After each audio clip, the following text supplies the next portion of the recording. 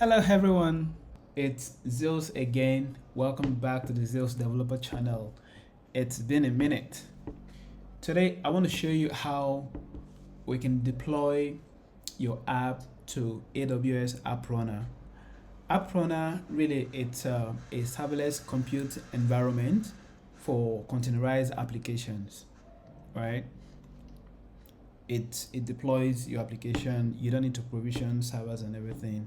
And so App Runner, you could point it to your image in ECR, that's Elastic Container Registry, or you could give it your code base, right? Connect it to your repo, and it will pull the code, build the image, and run the deployment for you.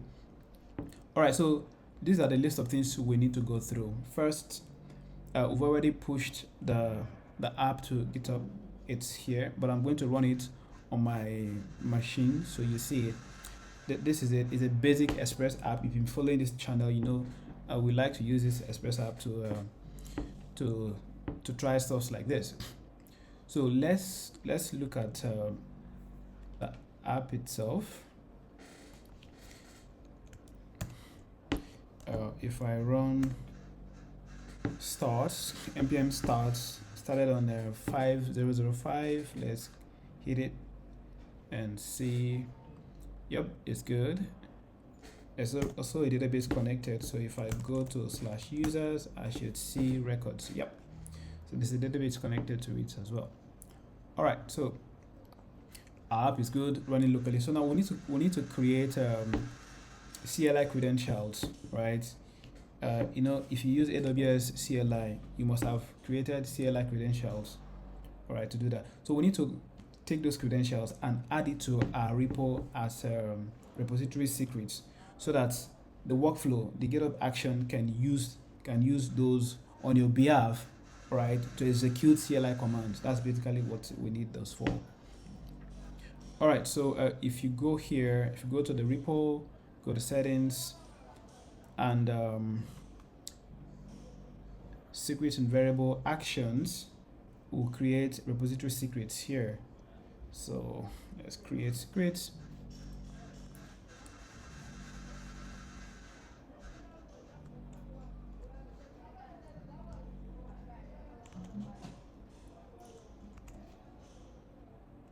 So usually you will create you have two credentials, the access key ID and then the secret access key. All right, I've created my secrets, AWS access key ID and AWS secret access key. We're going to pull this into the workflow for the action to use. All right, so next thing we need to do, we need to create a connection. All right, so again, like I said, it's either you're giving App Runner your image. Usually your image would be in ECR, AWS ECR, or you're giving it access to your code base, and it will build the image and do the deployment for you. All right, so that's what we're going to do. We're going to give it the code base. So you're going to create a connection between App Runner and GitHub Action, so it could pull your code from the repo, right? So if you come to the App Runner console and you open the left pane, you go to connected services, you'll see you will need to create a new connection. I have created a connection, so I don't need to do that. So you choose between GitHub or Bitbucket, depends on where your code base is, and then you hit add. It would you authenticate your GitHub account. I've already done this, right? My connection exists here, so I don't need to do that. We need to take the ARN of that connection and also add it as a secret. So I'm going to do that now. All right, I've added the ARN. So now we can build the workflow itself. I'm going to paste the workflow code or script, and then we can run through it.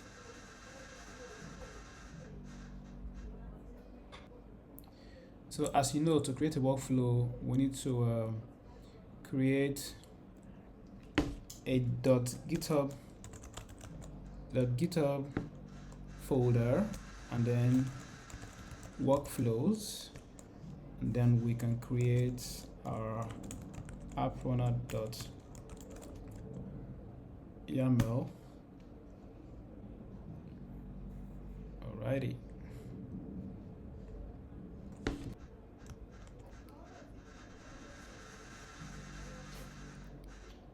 Alright, here's the workflow script. Let's go through it. This is just the name. So I'm saying it should run when a push is made to this branch, to the main branch. Runs on input to latest. We're setting one variable here, region. You can as well put this in your repo secret so that you don't expose it. So first, of course, you need to check out your code, to pull the code into this runner, and then for the credentials, you need to authenticate to AWS so that you could run AWS CLI commands. That's what this action is for. Now look at these are the secrets that we created, right? AWS access key ID and AWS secret access key, right? Here we're bringing this region that we have here as a variable.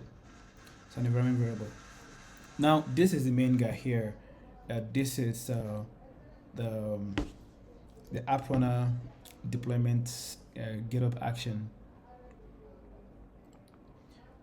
right?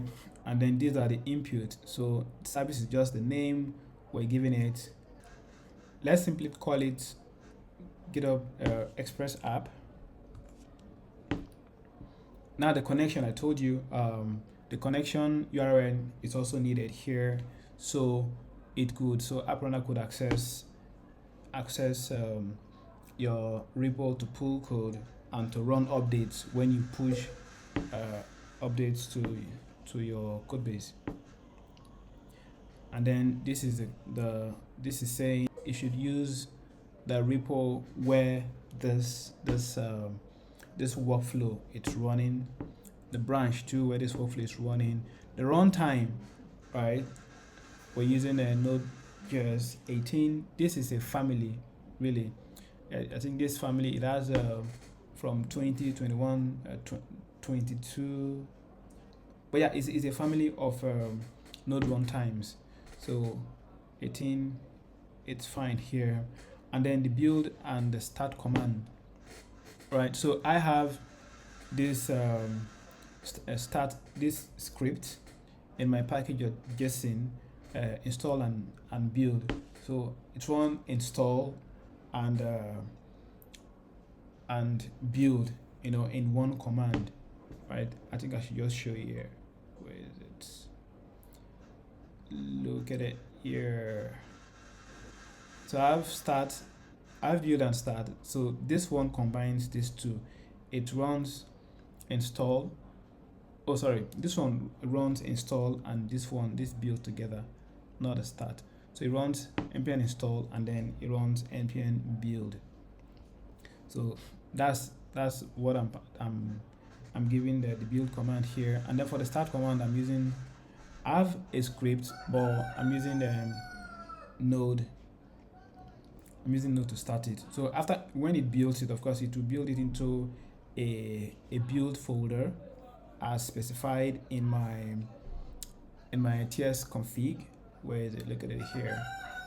So it builds into that folder, and then for port, it's not compulsory, but 18,000 is the port we're using here. You could leave it. It will use a random port to run your app, basically. Look at the app here. What would happen even? It will set a port variable for you, all right? A random port variable. So if your app will always it will always get a port variable to use, right? So you don't need to worry too much about that. And then region here, of course, that variable will set up there. We're using it for CPU and memory utilization. This is like a quarter a quarter of VPCU, and then this like 500 megabytes of memory. We're just going to save this and push this code, and this workflow would run because we're pushing to the main branch. All right, let's call up our terminal.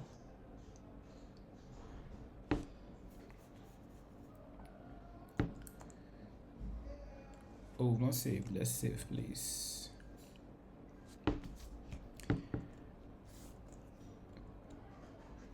So git add, then git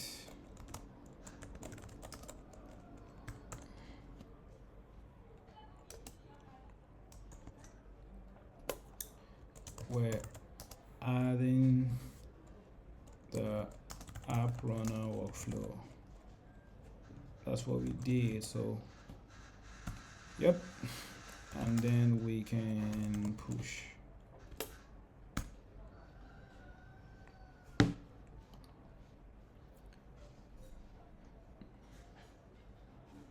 So we've pushed. Let's go and check what's going on GitHub. So if we go to action here, we should see that workflow running. Good.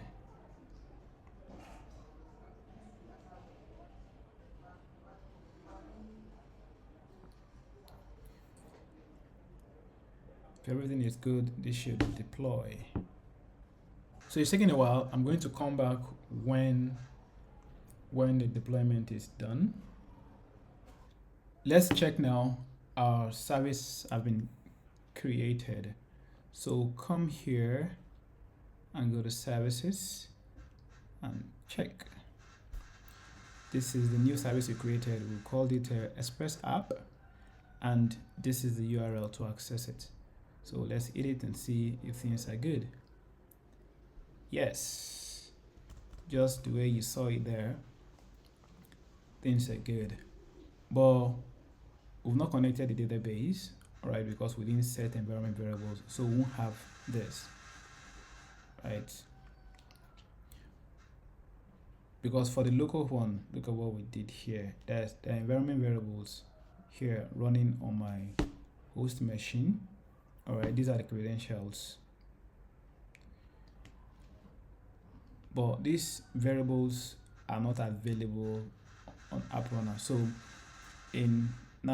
what we're going to do next is how to pass these variables so that App Runner will create these variables as well, and we can access, and the app can access the database running on my machine. So what I've already done is to proxy it with Nginx. Hopefully you get that. But even before that, let's try it now. So the way it works, if I update my code base, if I update the application, right, and push it, App Runner listens and automatically would rebuild and update itself, right? So let's update this object and see if it works. Where is it? It says that's the root index route.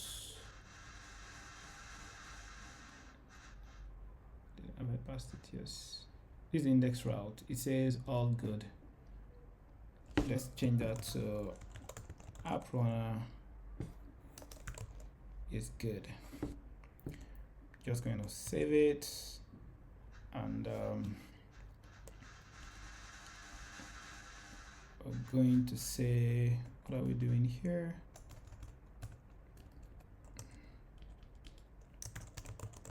Update index route, and then we're going to push the code and wait for App Runner to do its thing. So if you go back there, I think you would see that it's updating exactly. It's updating. Operation in progress. So wait for it to complete and then check the URL again. You should see your update. And then the next thing, we're going to pass environment variables so that we can access our database. So let's even begin to do that while it's updating itself here. So to do that, in our workflow, let's close this here. In our workflow, we're going to add an input. In fact, two inputs. We're going to add two inputs. One is copy verse, I think. Let me go check my notes. As a matter of fact, I'll just copy this.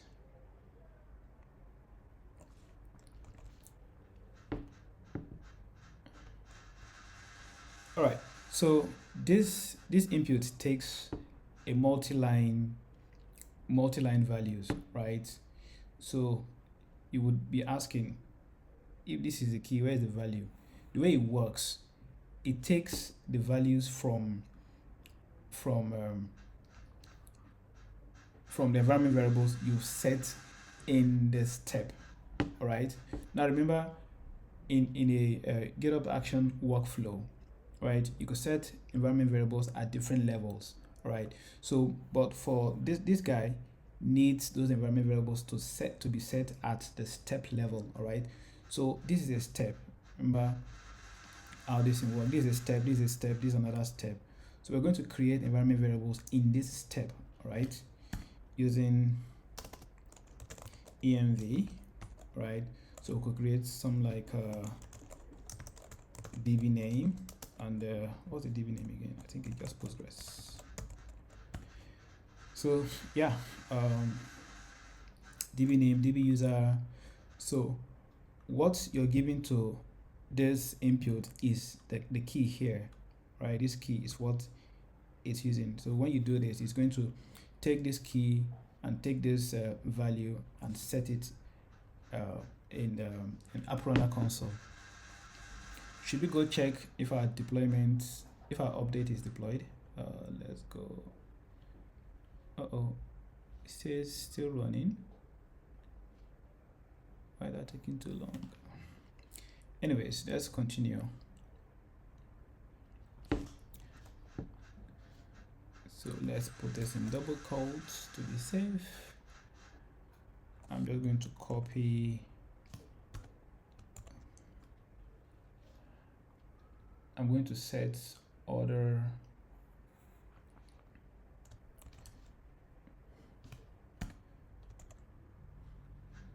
Now for host and port, I'm not setting plain values. I'm not using plain values. I could as well just put the port here and the host URL, right? I can even show you, there's no problem. But just to show you, I'm putting this in AWS parameter store, right? And then I'm pulling it here. Hope you get it. I'm putting those values. Oh, just to be light, but let's just do this. I'll go grab these values from Nginx, the host and the ports. Remember, I proxied it. I proxied my local database running on my computer, right, with Nginx, so that I can access it anywhere. So Nginx gives me a URL and a port, right? That's this guy. So with this, I can access the database. What's the database name? And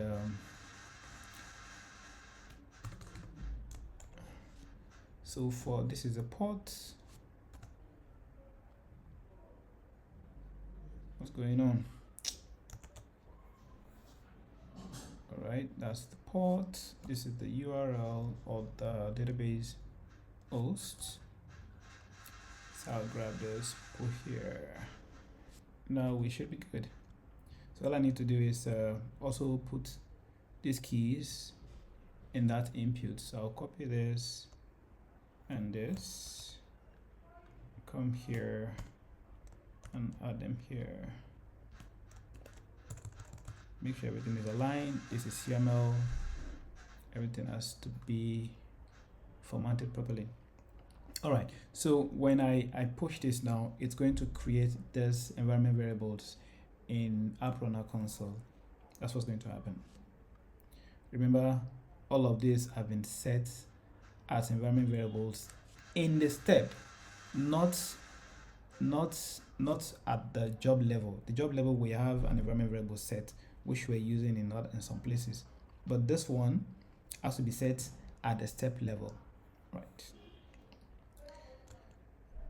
So I'm going to, of course, decommission that Nginx running, so this won't be available by the time you see this. So I'm just going to push this now.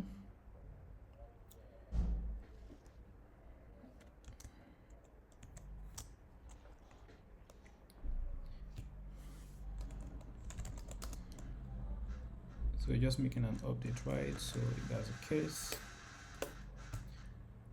say update App Runner workflow. Let's go see this. All right, it's our update is deployed. So let's refresh and see. Voila, App Runner is good. So our update is live. All right, so we're going to go deploy this workflow update, and we're just going to push it.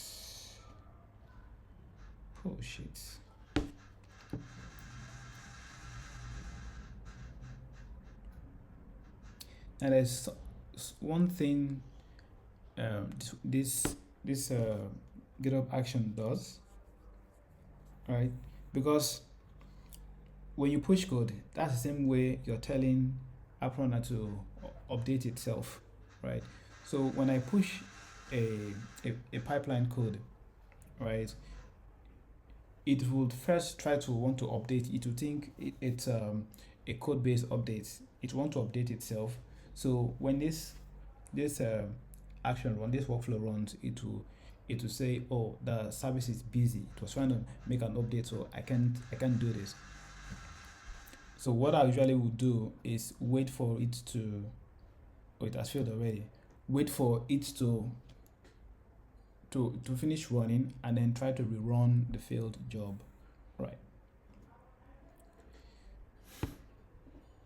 So it says operation in progress, right? If we come back here, you see that there's operation in progress. Why? Because you pushed update to that repo, all right? It automatically pick that event and try to update itself. Meanwhile, we didn't make any application updates, all right? But it doesn't know that. It will try to still run update. So usually I'll wait for this operation to finish and then rerun the workflow for our workflow updates, you know, to be affected. So I'll wait for this and then I'll come back.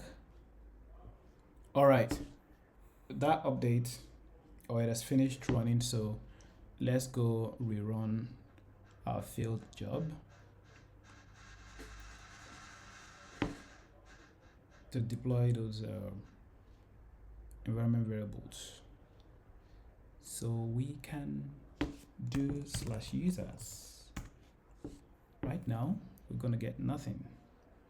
Just going to try to run and time out at some point. There's no need for that. Let's stop it. When it's updated, we're going to refresh. All right, seems our environment variables have been updated. So which means we can access the user's route and see our user's records. Exactly. So this is accessing our local database with the help of Nginx proxy. All right, so basically we've achieved our goal. So App Runner, it's for your containerized application.